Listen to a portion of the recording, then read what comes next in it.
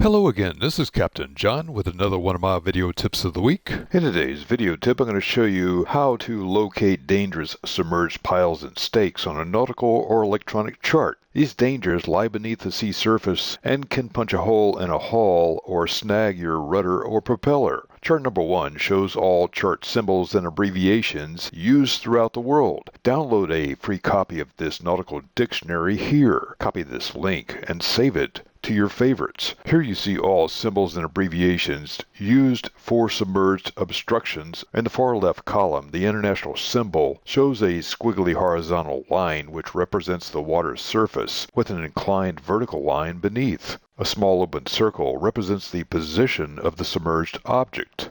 In the middle column, you see other symbols, and these are authorized modifications and the most common symbols you will find on U.S. and international charts. The small open circle will be accompanied by a description. The far right column represents miscellaneous symbols that are still shown on some charts in other countries. Now let's take a look at how these pilings will appear on your nautical or electronic chart.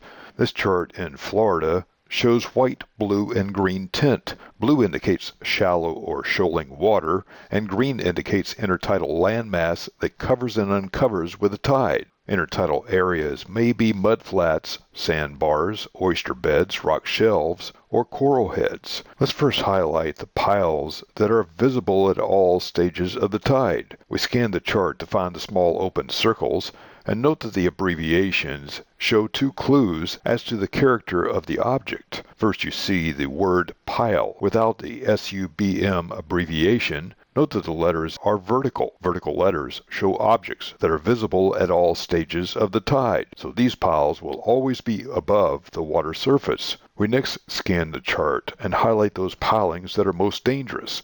Each of these piles or clusters of piles will show the abbreviation SUBM, which means submerged, before the word pile. Note also that the letters are slanted. Slanted letters always indicate objects or obstructions that lie below the sea surface at all stages of the tide. Now you can see our highlights for pilings that are visible at all stages of the tide, indicated by the yellow arrows, and those that are submerged, indicated by the red arrows. Note the vertical lettering of the pilings that are visible and the slanted lettering of those pilings that are submerged. Use these easy sailing navigation tips to sail safer on the waters of the world. This is Captain John, and this has been another one of my video tips of the week. Find more sailing tips and techniques on www.skippertips.com.